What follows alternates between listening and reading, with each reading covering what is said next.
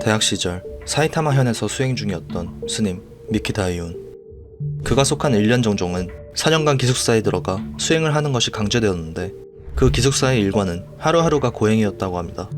그는 낮에 대학에서 수업을 듣고 난 후 밤이 되면 절에서 독경과 더불어 식사 준비, 청소, 설거지 등과 같은 자빌까지 도맡아 하며 근무를 끝마쳐야 했죠. 또한 근무가 끝나도 기숙사에서는 매일 연장으로 22시 45분까지 서예 연습이나 공부를 시켰다고 합니다. 학교 수업과 수행, 고된 자빌과 공부를 병행하며 아침에 기상하는 시간은 늘 새벽 5시.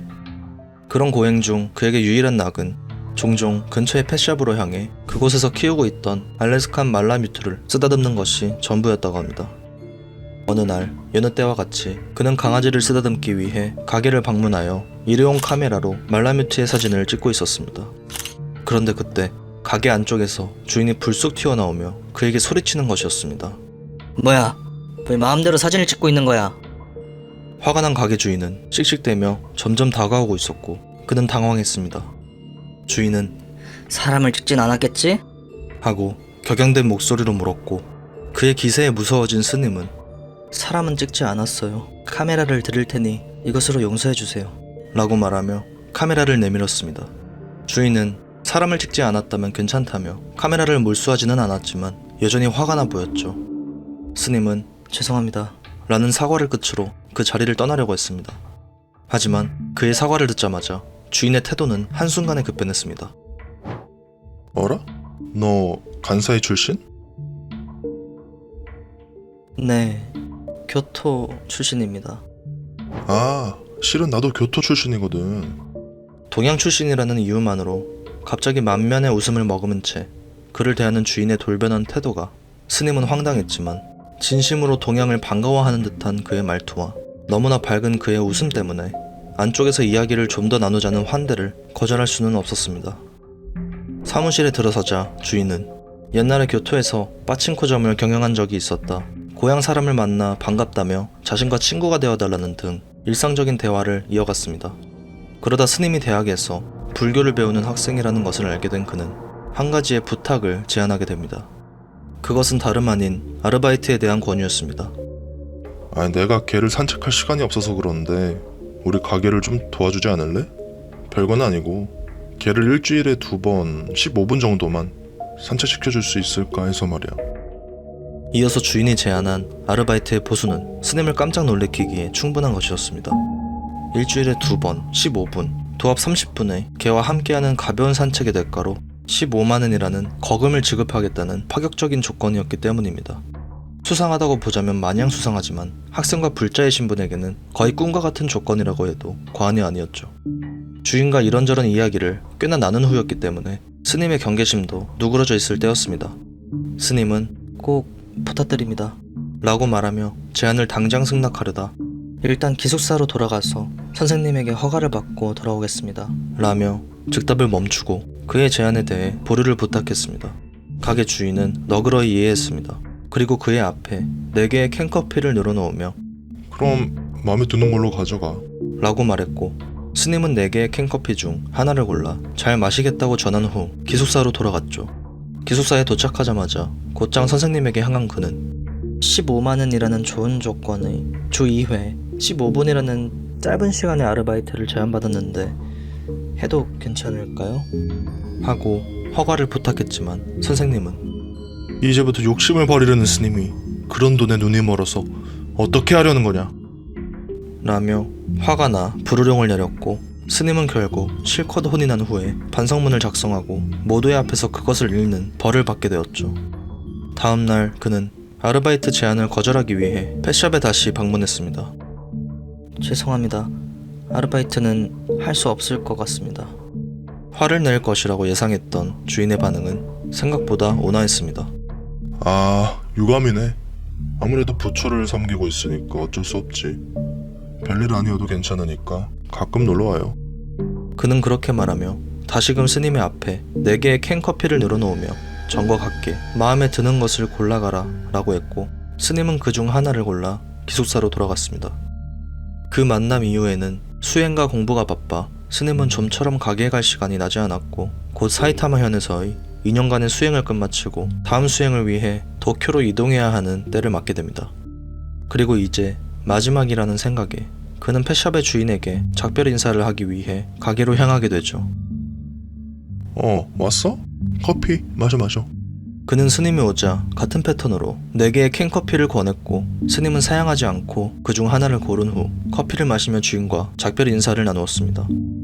실은 이제 구마가야에서의 수행이 끝납니다. 다음은 또 새롭게 2년간 야나카라고 하는 곳에 수행하러 갑니다. 주인은 아쉬움을 감추지 않고 말했습니다. 아, 그렇구나.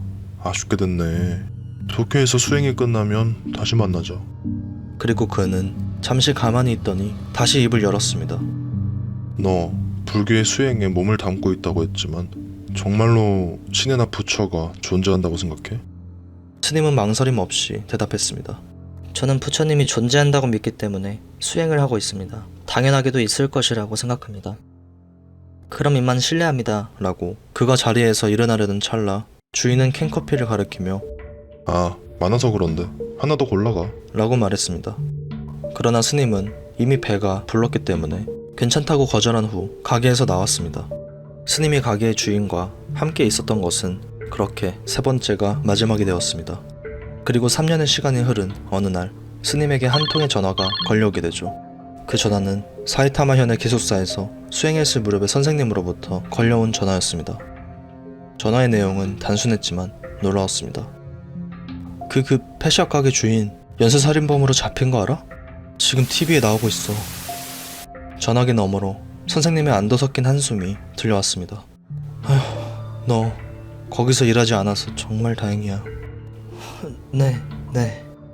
당장은 얼떨떨한 채로 스님은 전화를 끊고 TV의 뉴스 채널을 틀었습니다. 그리고 정말 선생님의 말씀대로 그의 익숙한 얼굴이 TV에 나오고 있었습니다. 사이타마 애경가 연속살인사건이라는 큰 타이틀과 함께 말입니다.